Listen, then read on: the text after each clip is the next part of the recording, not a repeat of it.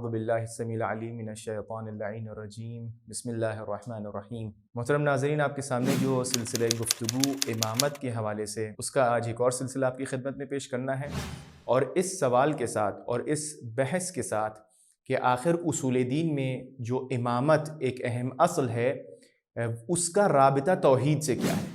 اب یہ گفتگو ہم کیوں آپ کے سامنے بیان کر رہے ہیں اور کن مسائل کو ٹیکل کرنے کے لیے اور کن شبہات کو اور کن سوالات کے جواب کو تلاش کرنے کے لیے یہ مسئلہ آپ کے سامنے بیان کر رہے ہیں، اس کا ایک اجمالی آپ کے سامنے ہم خاکہ بیان کر دیں۔ بہت سے ایسے شبہات ہمارے سامنے پیش کیے جاتے ہیں جس سے نوجوان ذہن جو ہیں وہ پریشان ہو جاتے ہیں، لہٰذا ایک اہم سوال جو یہاں پر کھڑا ہوتا ہے وہ یہ کہ توحید کا امامت کے ساتھ کیا رابطہ ہے، یا امامت کا توحید سے کیا واسطہ ہے، اور ہم کس طرح یہ بیان کریں کہ توحید کے ہوتے ہوئے امامت کو ماننا شرک نہیں ہے، توحید کے ہوتے ہوئے امام سے لوح لگانا یا امام کو رہنما ماننا یا امام کو اپنا ہادی ماننا یہ شرک نہیں ہے۔ اور اس طریقے کے بے پناہ اور متعدد سوالات جو پیش کیے جاتے ہیں، شبہات جو پیش کیے جاتے ہیں، توسل کا شبہ ہے، مدد مانگنے کا شبہ ہے، یا قبور یا مزار کی زیارات کا شبہ ہے، کہا جاتا ہے کہ یہ سب جو ہے وہ شرک ہے اور یہ سب تضاد رکھتا ہے توحید سے۔ تو کیا واقعاً ایسا ہے؟ اب یہاں پر جو ایک جواب میں دینا جا رہا ہوں آپ کو، اس سے پہلے یہ بات آپ کے ذہن میں رہے کہ ہماری گفتگو اس وقت یہ نہیں ہے کہ امام کون ہو، امام کا ہونا ضروری ہے یا نہیں ہے، امام کا وجود کتنا اہم ہے، اس کی ضرورت کیا ہے۔ آپ کے اذہان عالیہ میں تمام جو گفتگو تھی اس سے، ان مباحث اور ان سوالات سے مرتبط، وہ گزر چکی ہے، آپ پریویس جو کلپس ہیں ان کو آپ دیکھ سکتے ہیں۔ لیکن آج جو مخصوصاً جس بات کو آپ کے سامنے بیان کرنا ہے وہ یہ کہ امامت کا توحید کے ساتھ ایک گہرا رابطہ ہے، اور اصول دین چاہے ہوں، فروع دین چاہے ہوں، یا دین کی اسلامی تعلیمات کا کوئی بھی عنصر ہو، ہمیں اس کو توحید کے ساتھ ملا کر دیکھنا ہے۔ اگر توحید کے ساتھ کوئی بھی چیز میل کھاتی ہے تو وہ تعلیمات اسلامی کے اندر ہے۔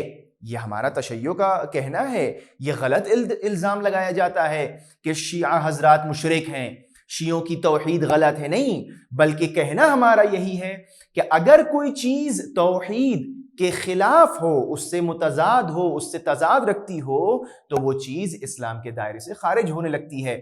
لہٰذا کیسے ہو سکتا ہے جب ہمارا یہ نظریہ ہو تو ہم کہیں کہ امامت جو ہے وہ توحید کے سے متضاد ہے؟ ایسا نہیں ہو سکتا۔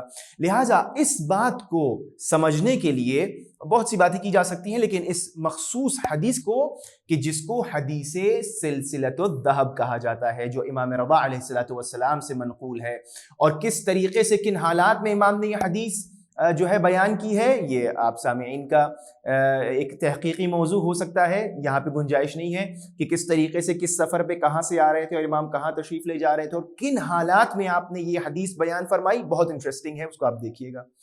امام نے کیا فرمایا؟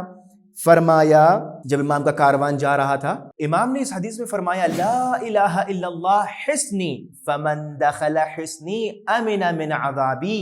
یہ جو لا الہ الا اللہ کا کلمہ ہے، یا یہ جو لا الہ الا اللہ کا عقیدہ توحید ہے، یہ اللہ کا مضبوط قلعہ ہے، اور جو اس عقیدہ توحید میں آ جائے گا، جو اپنے آپ کو موحد بنا لے گا، جو اس عقیدے کے ساتھ اسلام کو قبول کر رہا ہے اور توحید کو مان رہا ہے، آمن من عذابی، وہ میرے عذاب سے بچ گیا۔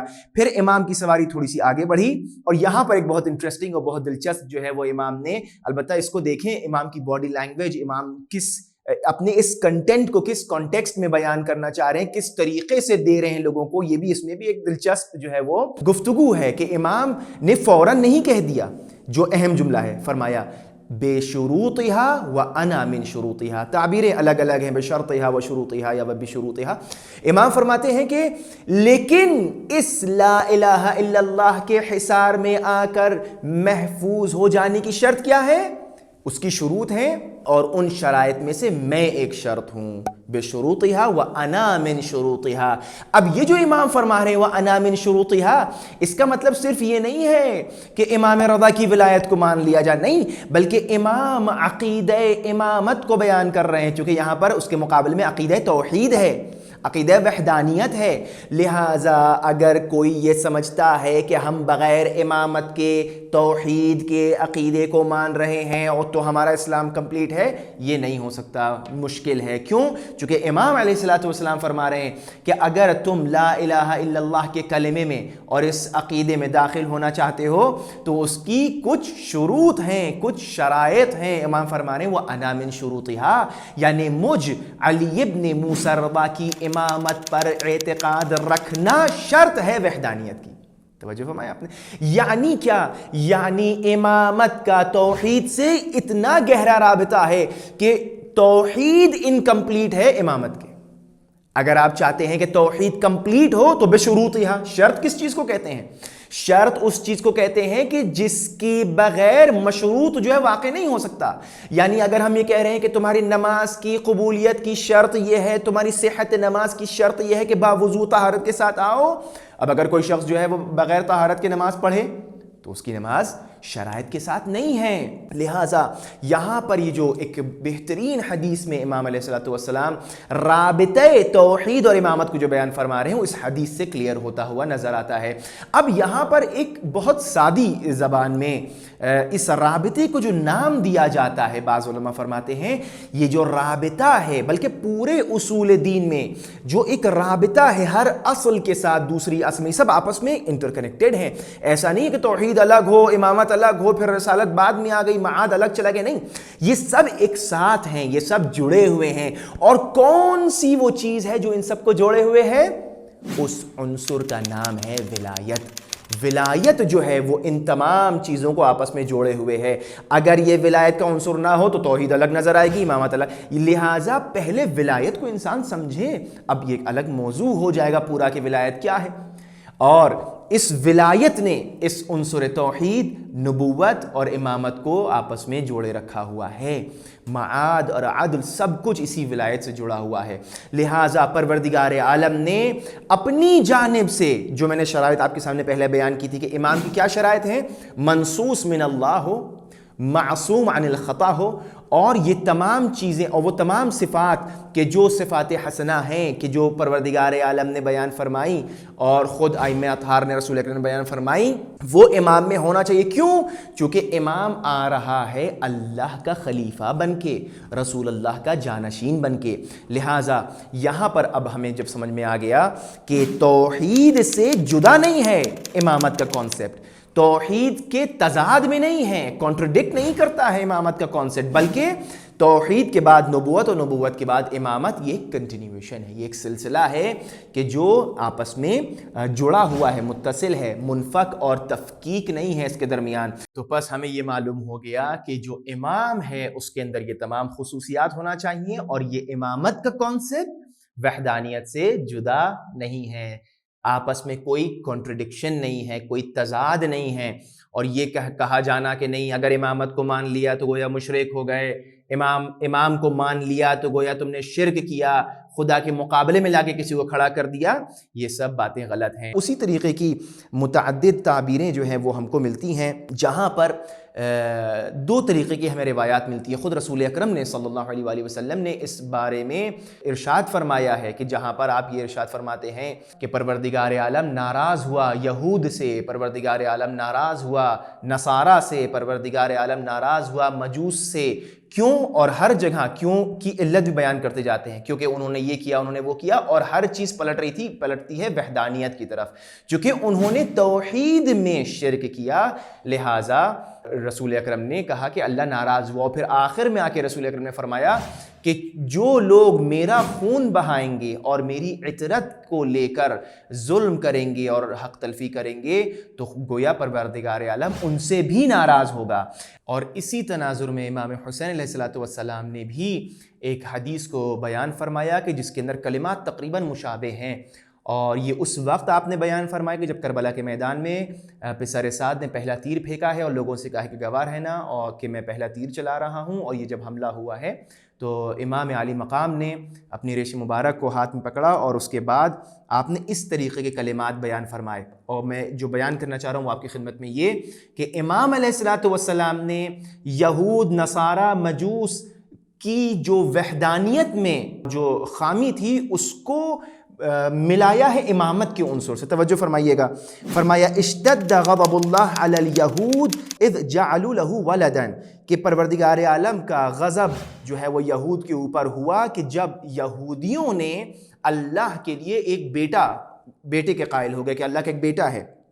واشتد غضبه علی النصارى اذ جعلوه ثالث ثلاثة, کہ جب نصارہ نے, کرسچنز نے جو ہے وہ اللہ کو اس تثلیث کے عقیدے میں جو ہے وہ شامل کر لیا. واشتد غضبه علی المجوس اذ عبدوا الشمس والقمر, اور جب مجوسیوں نے جو ہے اپنے اس معبود اور اس توحید اور وحدانیت کے عقیدے کو خراب کیا تو پروردگار عالم ناراض ہوا اور انہوں نے سورج کو اور چاند کی پرستش اور عبادت شروع کر دی. امام نے اسی تناظر میں اور کنٹینیوٹی کے ساتھ فرمایا کہ واشتد غضبه علی قوم, اور اللہ غضبناک ہوا اس قوم کے اوپر کہ اتفقت کلمتہم علی قتل ابن بنت نبیہم, اور پروردگار عالم ناراض ہوا اس قوم سے کہ جو اپنے نبی کی بیٹی کے بیٹے کے قتل پر آمادہ ہو گئے. یعنی کیا امام اپنی طرف اشارہ فرما رہے ہیں کہ جس طریقے سے یہودیوں نے جناب عزیر نبی کو اللہ کا بیٹا مان لیا, وحدانیت خراب کر لی, اللہ ناراض ہوا. نصارہ نے اللہ کی وحدانیت کو خراب کیا اور اللہ کو اپنے اس تثلیث کے عقیدے میں ثالث تیسرا مان لیا, اللہ ناراض ہو گیا, یعنی عقیدہ توحید خراب ہوا. اور پھر فرمایا مجوس نے کیا کیا کہ انہوں نے وحدانیت کو خراب کر کے سورج اور چاند کی پرستش کرنے لگے. امام فرما رہے ہیں کہ ایک ایسی قوم, امام نے اشارہ کس طرف کر رہے ہیں؟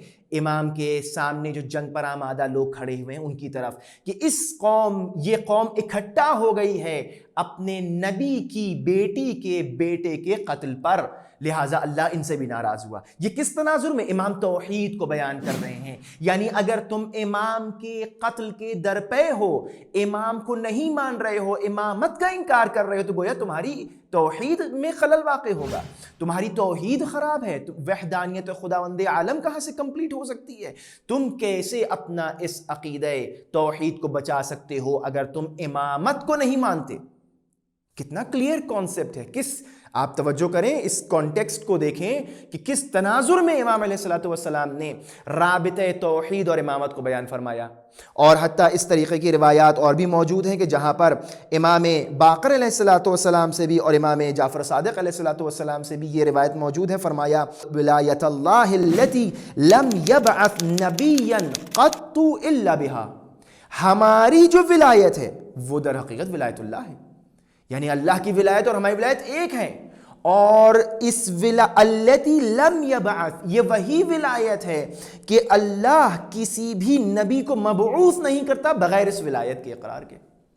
تو یہ جو رابطہ ائمہ علیہ الصلوۃ والسلام بیان فرما رہے ہیں کہ ولایت میں ہے, توحید میں ہے, میں نے عرض کیا آپ کے سامنے کہ اس رابطے کو جو توحید اور نبوت اور امامت اور تمام اصول دین میں ہے, حتیٰ پوری تعلیمات اسلامی میں جو رابطہ ہے, اس رابطے کا نام ولایت ہے. اور یہ الگ الگ, میں آپ کے سامنے اس طرح اگر اشتباہ نہ ہو تعبیر کروں کہ ایک تسبیح کے دانوں کی طرح, جس طرح سے تسبیح جو ہے وہ اپنے ڈوری سے تمام دانوں کو آپس میں جوڑے رکھتی ہے, اسی طریقے سے ولایت کا رول ہے اسلام کے اندر. کہیں پر بھی اگر ولایت میں خلل پیدا ہوتا ہے تو انجان آدمی کی, جس نے خوشبو ولایت کو محسوس نہیں کیا, جس نے ولایت کے مزے کو نہیں چکھا, وہ ان تمام عقیدوں کو الگ الگ سمجھتا ہے. وہ یہ سمجھے گا نہیں توحید اگر مان لی اور کسی کو جو ہے امام مان لیا تو توحید میں شرک ہو گیا. نہیں, جب یہ پورا کانسیپٹ دین کا سمجھ میں آئے گا تو تمہاری سمجھ میں آئے گا عدل الہی کیا ہے, معاد کیا ہے, رسالت کیا ہے, امامت کیا ہے, اور تب جا کر توحید کمپلیٹ ہوگی. اگر توحید ناقص ہے, جو شخص امامت کو نہیں مان رہا اس کی توحید ناقص ہے.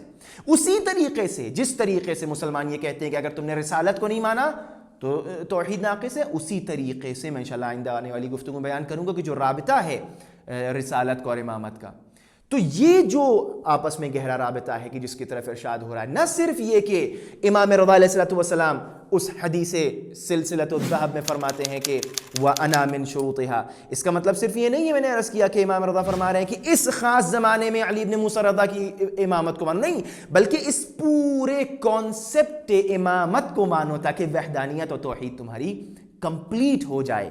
اور اگر کوئی شخص بشروطها و بشرطها و شروطها پہ عمل نہیں کرتا ہے تو گویا اس کی بھی توحید کمپلیٹ نہیں ہے. لہٰذا نوجوان اذہان جو ہے وہ اس بات سے گھبرائے نہ کہ جو ہے یہ کہا جاتا ہے کہ کسی نے اگر امام کو مان لیا، امامت کے عقیدے پر جو ہے وہ یقین رکھتا ہے تو گویا وہ مشرک ہو گیا یا توحید سے کوئی ٹکراؤ ہے. نہیں، بلکہ اس مختصر سے وقت میں اتنی ہی گنجائش ہے کہ آپ کے سامنے باتیں پیش کی جائیں. انشاءاللہ تحقیق جو ہے وہ مختلف موضوع پہ جو ہے وہ آپ کے حوالے کہ انشاءاللہ اس کو مزید دیکھیے اور اپنے اس کانسیپٹ کو کلیئر کریے اور یہ اطمینان رکھیے کہ توحید میں اور امامت میں گہرا رابطہ ہے اور کوئی تضاد نہیں ہے. اور امامت کی ضرورت اور امام کی اہمیت اور امامت کی اہمیت کو انشاءاللہ ہم جو گزشتہ کلپس میں بیان کر چکے ہیں اس کو اگر آپ دوبارہ سنیے گا تو ہو سکتا ہے یہ بحث جو ہے وہ گفتگو زیادہ روشن ہو جائے. وآخر دعوانا ان الحمد للہ رب العالمین.